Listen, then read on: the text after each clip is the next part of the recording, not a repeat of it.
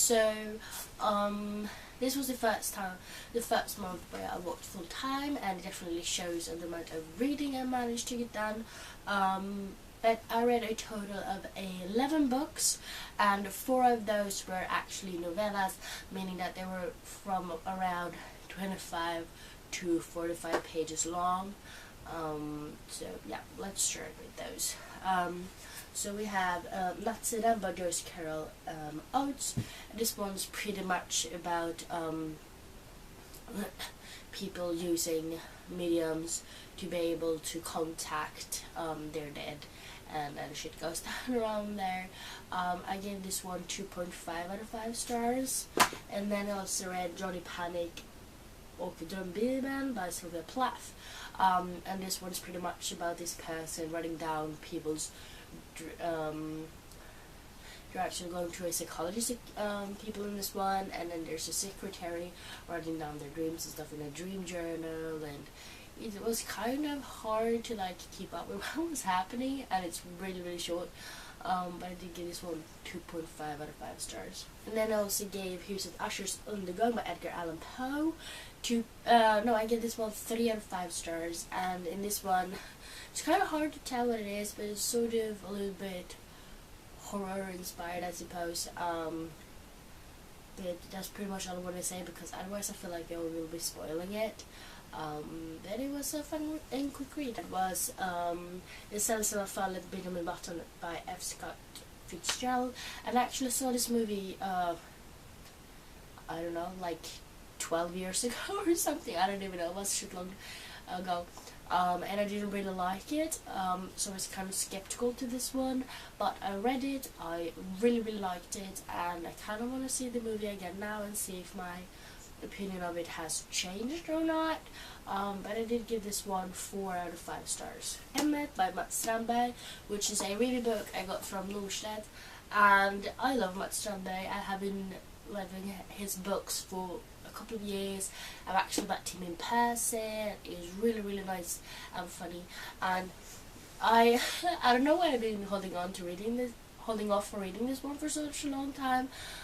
Maybe because I'm not really a horror kind of sort of paranormal, I'd say, reader usually, but he does a really nice job. We have some really nice and complex and far from perfect characters, which I love, and there's shit happening all the time, and it's kind of creepy. I wouldn't say scary, but it's kind of creepy.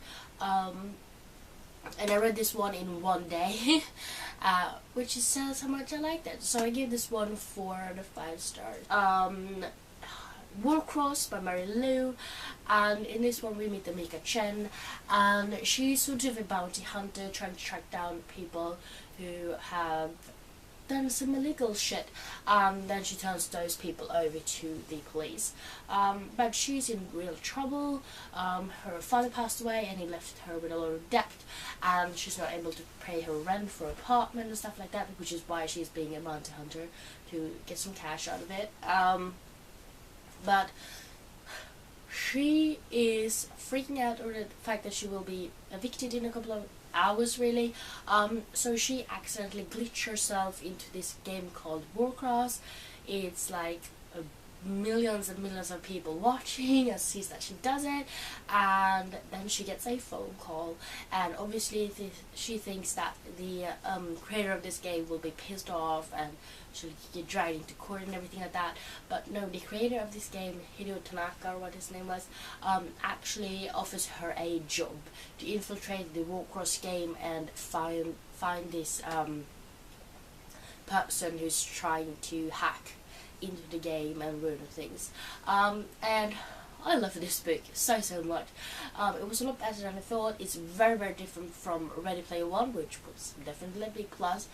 They're so cool, like game things and nerdiness, and I love the characters, I love the plot, I love the game part of it, and there's like in the end, there's like constantly I'm like, what, no! That's like what's my reaction. And I read about 2/3 of this one in the same day day that I read Emmit, so it's definitely a very, very quick read. I loved it so much. I cannot wait till the second book comes out, which I think is supposed to come out at the end of this year, but there's no like real official date set.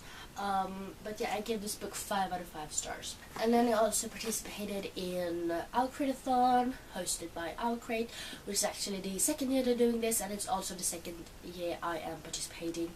And it went on from February 10th to the 23rd, I believe.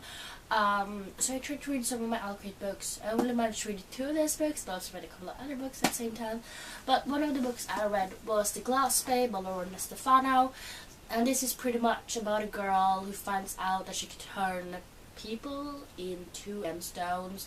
To be honest, I was really disappointed with this book. I wasn't too sure about the concept when I got this in the Alcrate box. I was a little bit skeptical to it, but then Jamie kept saying, oh, it sounds so cool, so I thought, oh well, maybe I'll give it a try since it's Alcreatathon and all. I did not like the characters because I felt like there was not enough descriptions of either the characters or the scenery or anything like that, so I couldn't make my own pictures, and that's really important for me if I want to love a book. So didn't manage to do that. Although the plot could have been promising, it did not go all the way. I feel like it could have been done a lot better. It was really, it was a quick read, but the storytelling was really slow somehow. And just not enough happened, and I was bored. And in the end, when some like itsy bitsy things happened, I was just beyond caring at that point. So I gave this one 1.5 out of 5 stars. Månsken by Aaron Hunter, which is book 2 in the Nya Profetia, and this is a review book I got from Bokfabriken. And I love the series. I love the cats, I love the world, I love the events, I love everything. I do not love this series as much as I love the other warrior series that I have read, but it is still really good. You get to meet some new characters. There's about these cats from different clans. They have to work together to try to figure out what the hell this prophecy that they had a dream about was about, and they have to work together to save their clans and save the forest where they live. And the shit goes down from there, and I really liked it. It was a quick read as always. I love the characters. You get to meet new characters. There's heartbreak, and there's like shitload of shit happens, and I love this book so much, but not as much as the previous books. So I gave this 4 out of 5 stars. And the second book I read for Alcreatathon, that was for my Alcrate, was Wild Beauty by Anna-Marie McLemore, and look at that cover, it's gorgeous. So this is fantasy with a little twist of magical realism. I've never been the biggest fan of magical realism, although I have not read a lot of it, but once again I am reminded of why I kind of stay away from it. This one we meet a couple of girls. I don't remember what they are called. They are called the numeral white women, and they kind of have this power, to create beautiful gardens with a lot of flowers and trees and stuff. They have to live on this property because if they try to leave, they will die. And if they fall in love too deep with a boy, then that boy will dissipate for all of eternity. And that's pretty much what the book is about.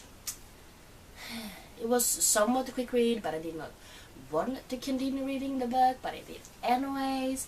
I didn't connect with the characters because there was not enough description of the characters nor the scenery.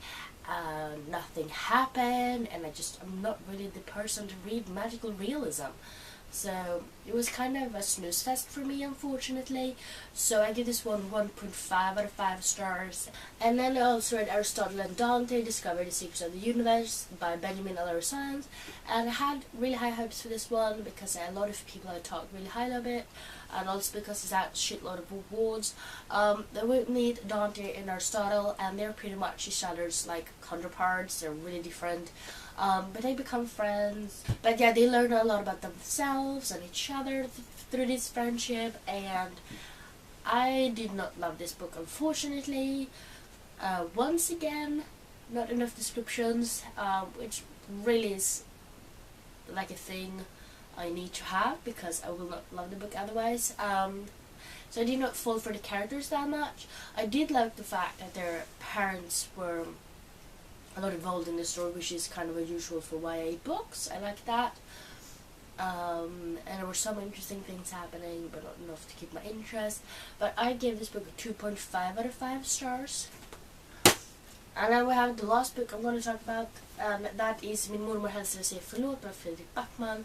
And as you guys probably know by now, I love Fredrik Backman, but this one did not live up to the standards of his other books I read by him.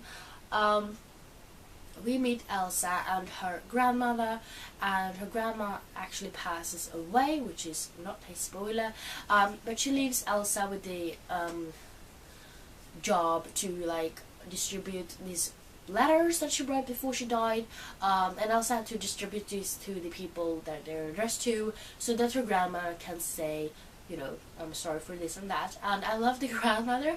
She was kind of annoying, but she was hilarious. Also, and I loved her relationship with Elsa. But since the grandma passed away quite early, we don't get a lot of her, you know, and mostly the stories about her.